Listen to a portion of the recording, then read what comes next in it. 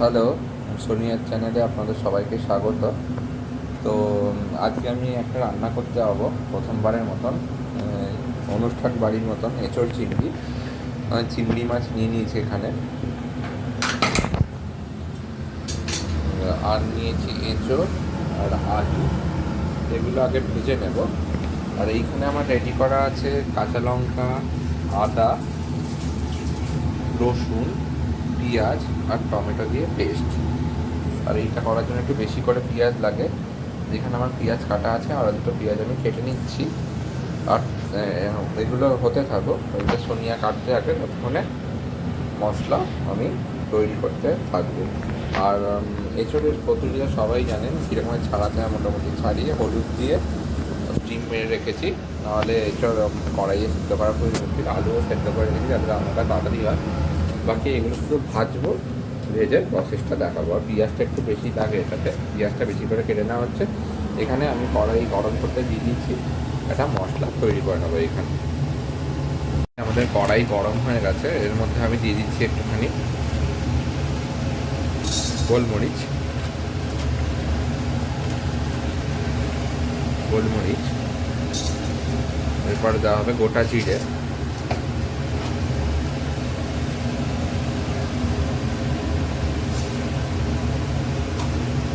এরপর দেওয়া হবে একটু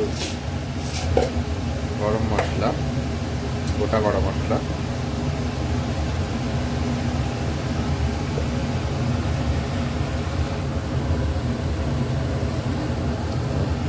দারচিনি,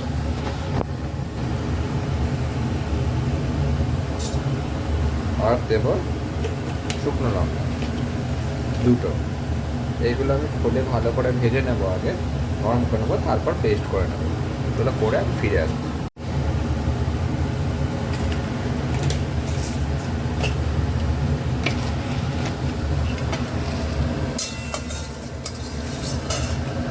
দেখো, সর্ষের তেল গরম হয়ে গেছে, ধোয়া উঠছে। তো এবার আমি এই তো যেটা আগে আগে করলে হয়ে যাবে সেটা আমি দিয়ে দেবো। এঁচোড় আর আলুটা আমি একসাথেই ভাজবো, আর আগে চিংড়ি মাছটা আমি ভেজে নিই।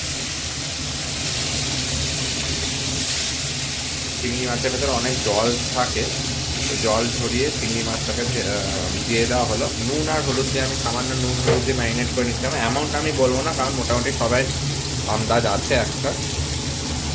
ছোটা চিংড়ি মাছটা মোটামুটি হাফ চামচ নুন দিলেই হয়ে যায়, ঠিক ছোটো মাছ তো নুনগুলো তাতেই হয়ে যায়। 10 মিনিট আমি হলুদ আর নুন দিয়ে ম্যারিনেট করে রেখে দেবো। এগুলো আমি ব্রাউন করে এবার ভেজে নেব। দেখো, খুব ব্রাউন ব্রাউন করে চিংড়িটা ভাজা হয়ে গেছে। চিংড়িটা আমি তুলে নেবো, এরপর আলু আর এঁচোড়টা একসাথেই ভেজে নেবো। এই যে আলু আর এঁচোড় দেখিয়েছিলাম সেদ্ধ করে রাখা আছে, এটা ভেজে নেবো একসাথে।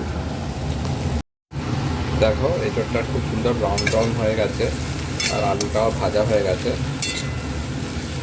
যতই বিয়ে বাড়ি বা অনুষ্ঠান বাড়ির মতন বানাই, এক কড়া তেল তো ওদের মতন আমরা দিতে পারবো না, ব্যাড ফর হেলথ। সো কম তেলেই আমাদের করতে হবে ভাজা ভাজা। তো এটা দেখো খুব সুন্দর ভাজা ভাজা হয়ে গেছে, এঁচোড়টাও হয়ে গেছে। এটা আমি তুলে নেবো। এরপর পাটটা মন দিয়ে দেখতে হবে, পরের পাটটা তখন আস্তে আস্তে মেশাবো। ওগুলোই দেখতে হবে। ওটাই রান্নাটাকে, এইগুলো তো নর্মাল চিংড়ি মাছ ভাজা, আলু এঁচোড় ভাজা নর্মাল সবাই করতে পারে। এর পরের পার্টটাই তোমরা লক্ষ্য করে ভালো করে মন দিয়ে দেখবে, তাহলেই আসল রান্নাটা ফুটে উঠবে কেমন হবে। ঠিক আছে, আমি এইটা এঁচোড় আলুটা নামিয়ে তোমাদের কাছে ফিরে আসবো।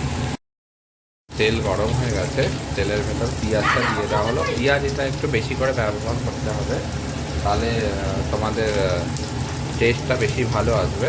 এবার পেঁয়াজটা আমরা প্রথমে ভেজে নেবো ভালো করে ব্রাউন করে। হ্যাঁ, পেঁয়াজের ভেতর দিয়ে দেবো।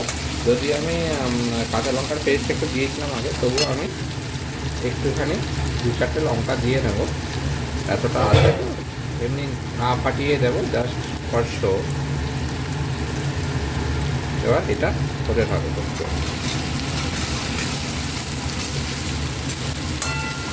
এবার তেলটা আমি প্রি হিট করে রেখেছিলাম, দেওয়ার সাথে সাথে পেঁয়াজ ব্রাউন হয়ে যাচ্ছে। তো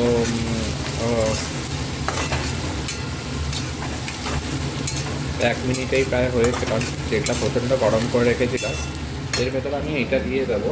এটার ভেতর আছে পেঁয়াজ, আদা, রসুন, টমেটো আর একটু কাঁচা লঙ্কা বাটা। এটা আমি এটা হয়ে এসছে, এবার এটা মিশিয়ে দেবো।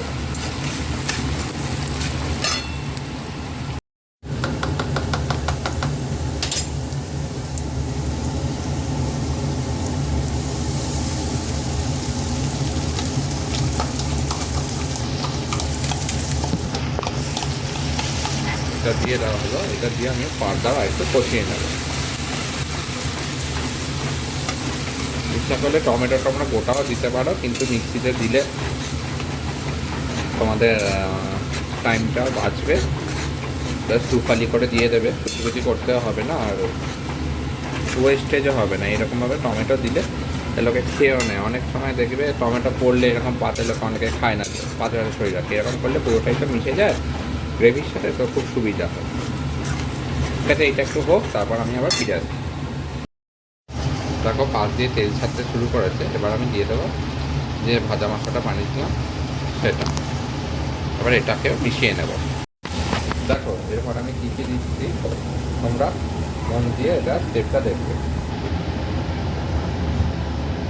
প্রথমে দিচ্ছি 1.5 চামচ গরম মশলা,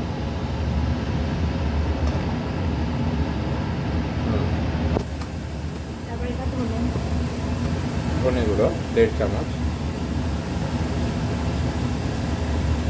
আর জিরে গুঁড়ো দেবো 2 চামচ।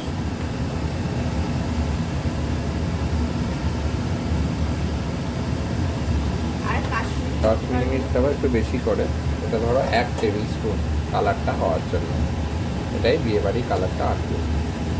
এবার এটাকে মিক্স করে নেব।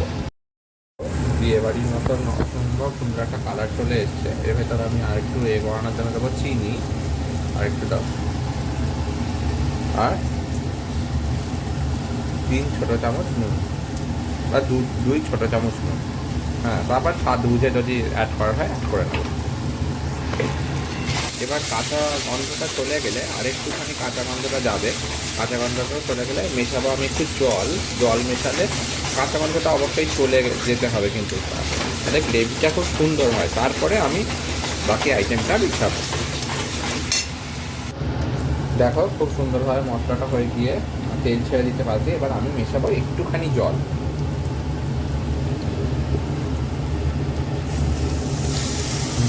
মিশিয়ে এবার একটুখানি কষাবো যাতে এটা লেগে না যায়।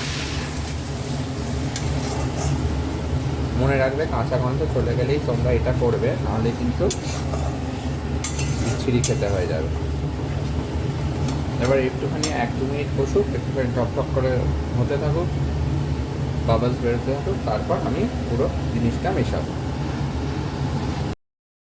দেখো দেখো ফুটে উঠছে, একটু বাবলসগুলো বেরোতে শুরু করে দিয়েছে। এবার আমি এঁচোড়টা দিয়ে দেবো। এঁচোড়ার তেলটা দিয়ে দেবো। এঁচোড়ার তেল বলছি, এঁচোড়ার আলু ভাজাটা দিয়ে দেবো। চিংড়িটা লাস্টে দেবো, বেশি দিলে কিন্তু গলে গলে যাবে। আর এই সময় এঁচোড় খেয়েও তোমরা খুব ভালো, দেখো পুরো গলে গেছে, একটুও শক্ত থাকবে না এই সময় এঁচোড় খেলে পরে।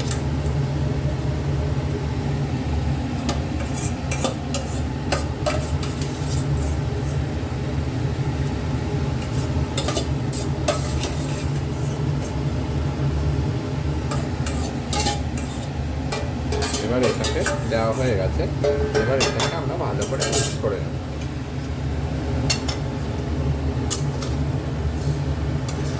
যেহেতু সেদ্ধ হয়ে গেছে, আমরা এটা হাই ফ্লেমেই করে নেব। আশা করি আপনাদের বুঝতে কোনো অসুবিধা হচ্ছে না। দেখতেই পাচ্ছেন বিয়েবাড়ির কালার অলরেডি এসে গেছে। প্রথমবার করতে এমন একটু টেনশনে ছিলাম, সোজা পদ্ধতিতেই দেখালাম। তেলটা যতটা পারবেন কম দেবেন, দেখুন আমি কম তেলেই করেছি, তবুও করতে মোটামুটি ঠিক আছে। এটা একটুখানি মশলাগুলো ঢুকে যাক, তারপর আমরা একটু চিংড়ি মাছ দেবো। চিংড়ি মাছ দিয়ে একটু জল দিয়ে ফুটিয়ে নামিয়ে নেবো, তাহলেই শেষ। এটা হতে থাকুক, একটু মশলাগুলো ঢুকে যাক, তারপর আপনাদের কাছে আমি ফিরে আসি। দেখুন পুরো তেলটাও ছাড়ছে আর মিশেও গেছে সব কিছু এঁচড়ে। এবার আমি চিংড়িটা দিয়ে দেবো। চিংড়িটা নিয়ে একটুখানি মিক্স করে নেব। অবশ্যই চিংড়ি জুসটা দিয়ে দিতে হবে। হ্যাঁ, চিংড়ি ফেলা যাবে না। যদি আমি নিজে খাই না, কিন্তু বাড়ির সবার জন্যই বানাচ্ছি, চিনিটা আমি ছেড়ে দিতে কিছুদিন হলো, তো আগে এটা মিশিয়ে নেবো। তারপর সব কিছু আমার সেদ্ধই হয়ে গেছে, চিংড়িও মিশিয়ে নিয়েছি। এরপর আমি এখানে একটু জল মিশিয়ে দেবো। তোমরা ইচ্ছে করলে এরকমও রাখতে পারো, এরকম রাখতে লুচি ফুচি বা পরোটার সাথে খাওয়ার জন্য। কষা কষা হয়ে যাবে, কিন্তু যেহেতু ভাত দিয়ে খাবে তাই আমি একটু জল মিশিয়ে না, বিয়ে বাড়ির মতো গ্রেভিও করতে চাই একটু, যেহেতু বিয়ে বাড়ি বা কোনো অনুষ্ঠান বাড়ির মতন যে কোনো অনুষ্ঠান বলেছিলাম, তাই একটু জল আমি মিশিয়ে দেবো।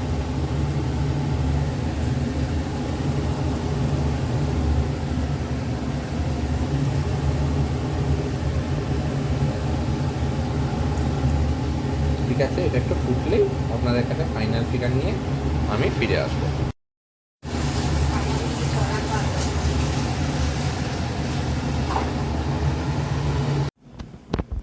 এই হয়ে গেছে আমাদের অনুষ্ঠান বাড়ির মতন এঁচোড় চিংড়ি। আর হ্যাঁ, একটা জিনিস, আপনারা যদি ইচ্ছা করেন, মনে করেন ঘি খেতে ভালোবাসেন, ঘি দিতে পারেন। আমি ঘি দিইনি। আপনারা যদি কেউ ঘি খেতে ভালোবাসেন, আরেকটু তেল কম দিয়ে ঘি দিয়েও মশলাটা ভাজতে পারেন, তৈরি করতে পারেন, যেরকম আমি মশলাটা দেখালাম। আমি এটা পোস্ট করছি, আপনারা অবশ্যই জানাবেন লাইক কমেন্ট করে, অন্তত কমেন্টটা করবেন যে কেমন আপনাদের লাগলো রেসিপিটা। আর কোনো ভুল ত্রুটি হলে মার্জনা করবেন। সবাই খুব ভালো থাকবেন। নেক্সট কোনো দিন কোনো রেসিপি নিয়ে আসবো কোনো সহজ সরলভাবে। ততক্ষণের জন্য টাটা, বাই বাই।